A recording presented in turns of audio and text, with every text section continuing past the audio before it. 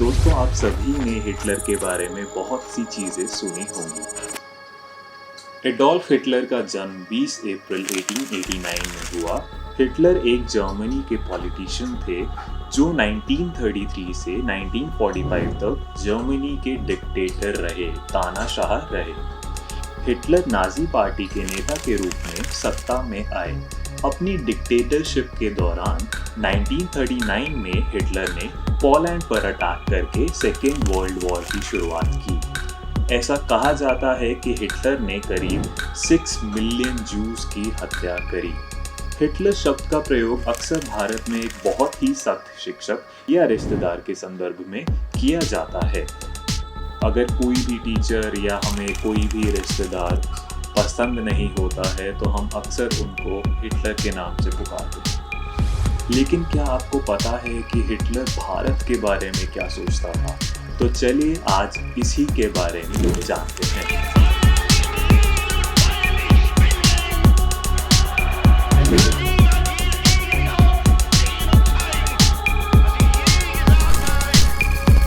Hitler की बात की जाए तो उन्हें ये पता था कि भारत दुनिया का सबसे रिसोर्सफुल लैंड है और हिटलर के लिए ब्रिटेन का भारत पर शासन करना एक टेक्स्ट बुक एग्जाम्पल यानी कि परफेक्ट एग्जाम्पल था। हिटलर इसी तरह रशिया को गवर्न करना चाहता था। हिटलर अक्सर अपने लोगों को इसी चीज़ से सबक लेने के लिए कहता था। अक्टूबर 17, 1941 में हिटलर ने कहा था कि ब्रिटेन अच्छी तरह से जानता है कि उसका साम्राज्य यानी कि उसका एम्पायर भारत के अस्तित्व पर निर्भर करता है।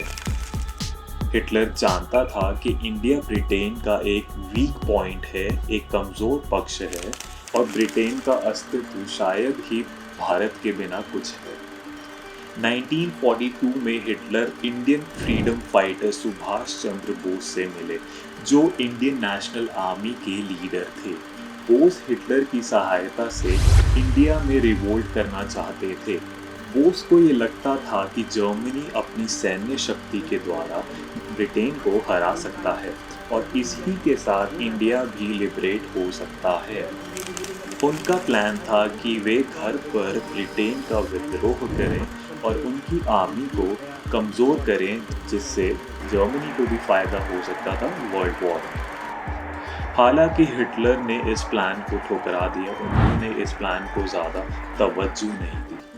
हिटलर ने अपनी बायोग्राफी में लिखा था कि इंडिया के लिए ब्रिटिशर्स के राज में रहना लाभदायक होगा।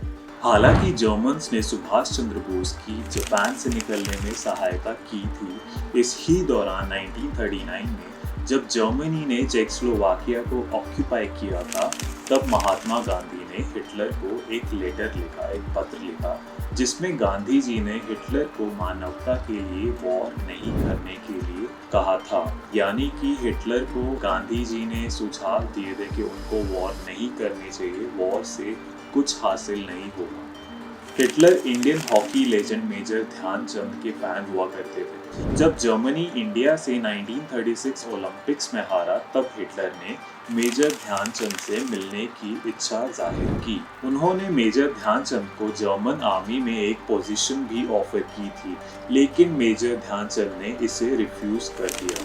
हिटलर ने हिंदू वैदिक ट्रेडिशन से कुछ कॉन्सेप्ट्स अपने रेशियल प्रोग्राम्स और आइडियोलॉजीज में इस्तेमाल करे।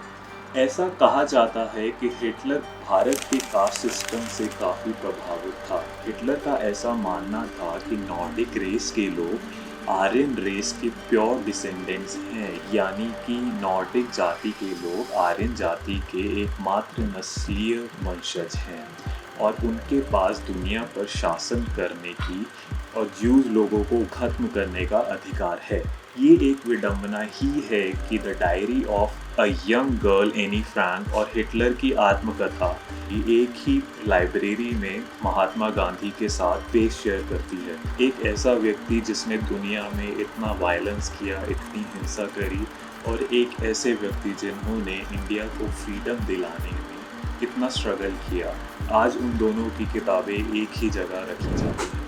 तो दोस्तों आज की वीडियो में बस इतना ही। आपको अगर ये वीडियो पसंद आई प्लीज़ इस वीडियो को लाइक कीजिए, हमारे चैनल को सब्सक्राइब कीजिए। I will see you in the next video.